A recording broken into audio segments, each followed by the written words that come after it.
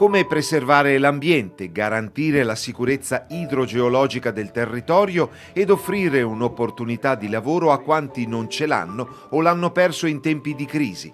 Se poi si aggiunge che questa operazione può aiutare anche e soprattutto in termini di prevenzione per garantire una tenuta del corso d'acqua in caso di abbondanti precipitazioni o di arrivo a valle del prodotto del disgelo delle nevi, ecco che Occupiamoci del fiume Brenta si rivela un interessante modo di coniugare pubblico e privato a favore della comunità.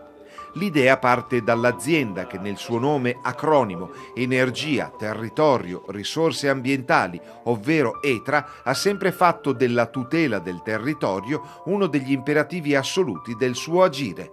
Con il sostegno della Regione Veneto attraverso il Genio Civile e di 24 comuni, compresi tra le province di Vicenza e Padova, distribuiti lungo l'asta del fiume Brenta, ma soprattutto in collaborazione con la cooperativa sociale San Giusto, il progetto consiste nella salvaguardia e pulizia del corso d'acqua, garantendo così l'aspetto della salvaguardia idraulica e una ecosostenibilità che deriva dall'impiego del materiale recuperato, soprattutto tronchi e ramaglie, per produrre energia in piccole centrali a biomassa. È un progetto che nasce da una necessità oggettiva e contemporanea, è quello della pulizia del fiume, quindi della sua salvaguardia idraulica, del poter recuperare tutte quelle ramaglie, i tronchi, tutti i pezzi di legname che le varie esondazioni hanno portato. Di necessità questo bisogna fare qualcosa, quindi con la Regione abbiamo trovato proprio questa soluzione. Attiviamo dei percorsi per poter raccogliere, coinvolgendo le persone oggi in difficoltà lavorativa o le persone con delle disabilità,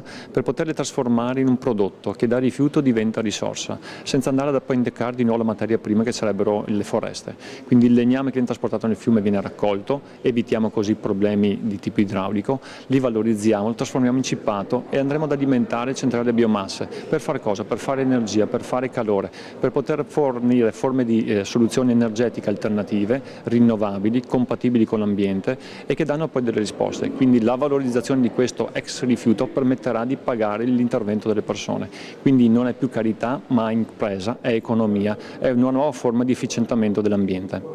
Se volessimo interpretare matematicamente questo progetto potremmo dire che la scissa e l'ordinata si chiamano rete e territorio. Precisamente, territorio perché è la nostra attenzione, la nostra necessità, il nostro obbligo morale come amministrazioni pubbliche, essere molto attenti a quello che succede, alle esigenze e alle necessità di questo territorio. Rete perché da soli nessuno può fare più niente. Abbiamo visto oggi presenti la Regione Veneto, il mondo della cooperazione sociale, le amministrazioni comunali e un soggetto come ETRA che è una forma di collegamento e di collante fra le varie amministrazioni comunali e i servizi che vengono erogati ai cittadini.